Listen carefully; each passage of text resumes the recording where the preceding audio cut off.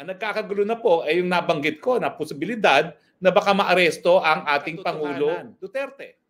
Doon sa warrant of arrest, tignan natin kung ano mangyayari. Sana wala. Sana yung reaksyon ng tao na wala pa, na talagang natataranta ang tao dahil mahal si Presidente Duterte, will make this administration to make the right choice. So yan, hindi yan pakialaman ni Presidente at kung sino mang presidente. So tuloy natin itong pahay ni spokesperson Rocky na wala yung kamera kaya pinost ko. Kung sinasabi niya na palabas na ang warrant of arrest. Pero ang sinasabi ko po, hindi naman ako solely nag-rely kay dating Senador Trillanes. Nagkaroon po ako ng 3 iba't ibang sources na malapit na daw ang arrest. Pero ito po hindi malinaw kung ang warrant of arrest ay galing sa ICC o galing dito sa Pilipinas. Bakit? Ay nasa dyaryo ngayon yung mag-amang Romualdo na Camiguin nagsasabi na yung sinabi daw ni Presidente na dapat maghiwalay ang Mindanao secession. Yung dating tao ni Presidente Duterte, Secretary Anyo at Secretary Galvez, anong sabi nila? Baling. We will meet any threat to secede from the Republic with force. Balingbing din yun Una, dapat ginamit nilang utak niya. Anong kapangyarihan ni President Duterte na nasa posisyon ba si President Duterte? Naging congressman ba yan? Naging senador ba yan? Kung senador yan si President Duterte o congressman, baka may posibilidad. Pero wala naman siyang kapangyarihan Di ba? Wala naman siyang hawak na na posisyon sa gobyerno. Paano yung mangyayaring ipaghihiwalaya yung Siguro, kung darating ang yung tinatawag nila na yung pinapapirmahan nila na people initiative na yan, kung may tuloy yan, baka sakali. Diba? Depende yan sa provision na ipapasa doon sa Pero yung tong mga sinasabi na ni Anyo, sedisyon, kasi si President Duterte, public, na siya Kumbaga, private citizen na siya, hindi na siya saklaw ng gobyerno. So yung sinasabi niya, hindi naman yan mangyayari dahil wala naman siyang kapangyarihan. Yan ay sa tingin ko lang. Ano ibig sabihin yan? Gagamitan namin ng dahas, poprotektahan namin ng territorial integrity ng Pilipinas. So, yung isang kongresista at dating gobernador nagsasabi, sedition. Yung isa nagsasabi, we will meet it with the threat of force. So, ibig sabihin, abay baka kasuhan nila ang dating presidente ng sedition. At sinabi nga nila, we will not hesitate to use force. Nagtataka pa ba kayo na posible talaga na maaresto ang Presidente Duterte either because of an ICC warrant of arrest or dito sa lokal. Pero yung pag-aresto na lokal, meron din po akong multiple sources na kapanipaniwala din. Ang hindi na lang daw sigurado paano at kung paano masaserve sa kanya. Ako'y nagtataka din kung paano masaserve ang warrant of arrest na lokal na kaso. Kasi dapat dadaan yan sa PI unless nagkaroon ng tinatawag na inquest proceedings caught in the act. So mahirap po yun na magkaroon ng warrant of arrest dahil caught in the act unless gagamitin nila yung sinabi niya sa television and they will accept that as evidence of being caught in the act na nagkakaroon ng sedition dahil na-broadcast yun. Posible, pero pwedeng questionin. Pero pwede bang mag-issue ng warrant of arrest? Anything is possible. Pwedeng ma-question, mapawalang visa, but anything is possible. Pero anong mensahe sa mga pangyayari?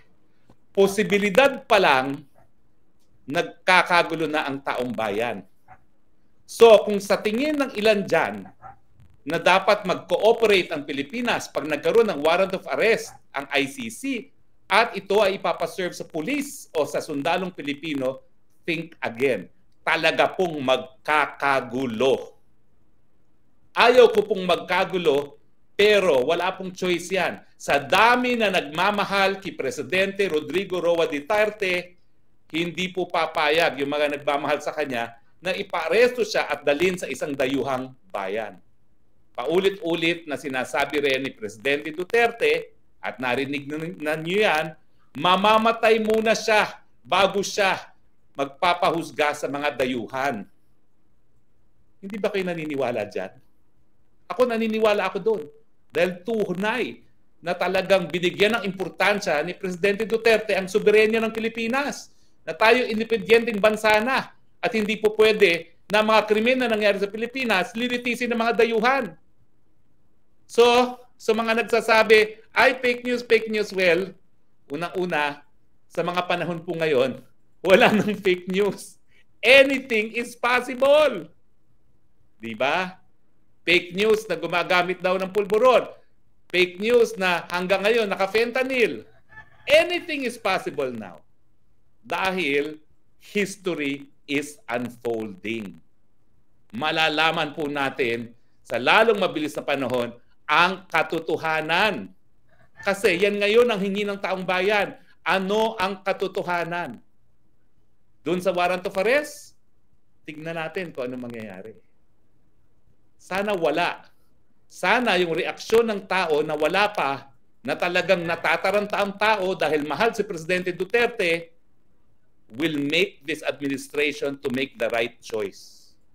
Kung ICC warrant of arrest yan, wala talagang basihan para makipag-cooperate dahil hindi na tayo miyembro ng ICC.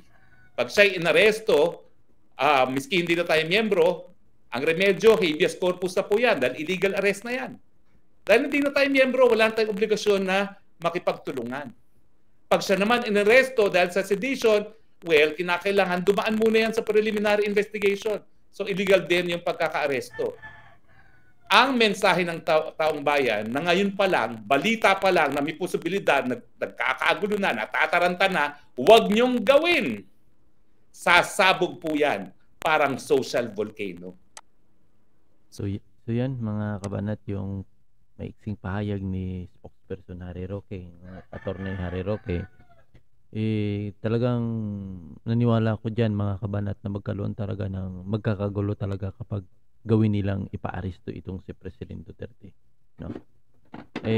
Napakalaking ano kasi yan di ba? Ang daming nagmamahal talaga kay President Duterte, lalo na doon sa ICC, na itong ICC hindi natin maintindihan, no? Hindi ko talaga mag-gets itong ICC mga kabanat. Ano ba talagang mandato yan? Di ba? Ano ba yan? Isa bang ano yan? O talagang, kasi kung titingnan natin, wala namang mali sa ginawa ni President Duterte, yung tinatawag na war on drug Kasi gustong sugpuin lang ni President Duterte Doon siguro sa mga pulis na parang ginamit yung kanilang kapangyarihan, kasi may mga pulis na tinatawag iskalawag. Hindi naman talaga alam walang nakakaalam kung yung pulis na iskalawag, tapos nililinis yung kanilang pangalan sa pamamagitan ng pagpaslang ng mga ano nila, mga runner nila. So dapat siguro yun nananagot. Sa katunayan, napakaraming pulis ang nakulong dahil sa mayroong pang murder, no? Dahil doon sa, diba, si Kian Ramos de Los Santos, diba? Tandaan nyo, kinulong yun dahil doon sa kinulong yun dahil nga patunayan na pinaslang nila yung tinatawag yung isang runner na dinala niya sa ibang lugar dahil nilinis nga ang pangalan ng mga pulis. Pero hindi yun ba ipapasa nyo kay President Duterte, samantala yung gumawa nun ay nakulong na. So dito makikita mga kabanat na tila baga ay umuusad yung industry ngayon ng mga drug lord, itong droga. At pag nangyari ito na si President Duterte nakulong, asahan nyo mga kabanat, itong droga sa ating bansa hindi na talaga ito masusugpo. Ayan ang pahiwatig niyan mga kabanat, no? Ang pahiwatig niyan, wag nang pakialaman itong droga sa ating bansa. Siguro ang gagawin na lang ng mga senador, no? Ang gagawin na lang mga congressman, dahil wala naman silang paki diyan, gawin lang na nilang legal nila yung gawin nilang legal ang shabu, no? Yun na lang siguro yung yan na lang siguro yung tinatawag na remedyo yan. Kasi kung yung presidente ay gustong sugpuin ito, hindi na talaga mangyayari dahil nga yun naging example si President Duterte, kinasuhan, at itong ICC ay talagang nagpapagamit, no? At hindi naman ata nag-iimbestiga. Ang problema lang, kung nag-iimbestiga naman, hindi mo masasabi kung investigasyon ba talaga yan o talagang itong ICC kasabwat na rin. Kasi naging one-sided Imagine mo, ang nagre-report sa'yo, halimbawa sila ni Bato-Bato, Las Cañas, halimbawa sila ni Trillanes, yun lang papakinggan mo. Hindi maaari, kasi dapat yung ikaw nga judge, gitna ka lang hindi ka po doon. Ang nangyari itong ICC, parang doon na lang nakadikit kaya Wala pa ngang investigasyon, parang positive ng kanilang reaksyon. So, ano 'yan? Anong anong sa tingin niyo yung mangyayari sa bansa? Wala. Darating talaga ang panahon kapag nangyari ito ay walang presidente na makikialam diyan. So, yung senador, sila ni Trillanes, 'no, mga dilawan kay gusto naman talaga niyan kumokontra diyan. Yung kumokontra kay yung mga congressman, mga senador na kumokontra dito kay President Duterte sa war on drug niya, sana mangyayari ito, gawin na lang nilang legal itong droga sa ating bansa. Mapa-shabu man, mapa-cocaine man, mapa-marijuana, gawin na lang nilang legal kung ganyan. Kasi yan ay ano eh, lumalabas yan mga kabanat, parang wake up call yan sa isang presidente na wag nang pakialaman itong droga sa ating bansa. Hayaan nyo na yung mga drug lord mamayagpag, hayaan nyo na yung mga kababayan natin tira na siya. Ipinagbabawal na gamot, malulong sa ipinagbabawal na gamot, masira yung buhay, masira yung pamilya, hayaan na yan. Kasi kung pakialaman mo yan, tapos ka, no? Tatitirahin ka talaga. Eh, alam naman natin mga kabanat, yung kalakalan ng droga sa ating bansa, talagang isang malaking negosyo na yan. Worldwide na negosyo na yan. Hindi biro yan mga kabanat. Napakalaking pera yan. Halos naging ano yan eh.